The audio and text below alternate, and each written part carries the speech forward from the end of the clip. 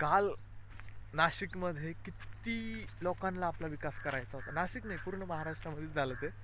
किती लोकांना आपली काळजी होती रे, किती लोकांना आपला विकास करायचा होता. किती लोक रडले आपल्यासाठी, आपल्या विकासासाठी की सर तिकीट द्या, मला विकास करायचा आहे. साहेब, 18-18 वर्षाचा कार्यकर्ता आहे मी, मला तिकीट द्या. त्यांनी पैसे भरले म्हणून त्याला तिकीट देऊ नका. मी कार्य केलंय, मी लोकांची सेवा केली, मी तुमची सेवा केली, मी तुमच्यासाठी माणसं गोळा केली, मला तिकीट द्या.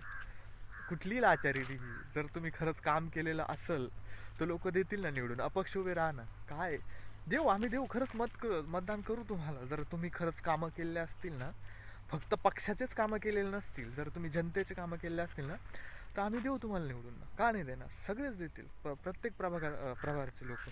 आता आता खरं ना, जनता हुशार झाली आहे मोबाईलमुळे किंवा सोशल मीडियामुळे, समजतं त्यांना, हुशार झाली. तुम्ही करा ना, अपक्ष उभे राहा, मतदान देऊ. इतकी लाचारी होत असेल, एक विचार करा तुम्ही. आम्ही ही का एवढे रडले, तिकीट तुमच्या सेवेसाठी का नाही ना. यांना माहिती आहे की जर नगरसेवक झालं तर आपल्याला पैसा खाता येईल, आपलं घर भरता येईल. सगळेच नाही, पण काही असतात असे, आहेत असे, तुम्हाला मलाही माहिती. जर असं असेल तर विचार करा, आमदारची काय अवस्था असेल, आमदाराला किती चान्स असेल, खासदाराला किती चान्स असेल, मुख्यमंत्री आहात. विचारपूर्वक मतदान करा. नगरसेवक आहे, छोटी गोष्ट आहे असं आपल्याला इतक्या दिवस वाटत होतं, पण नाही.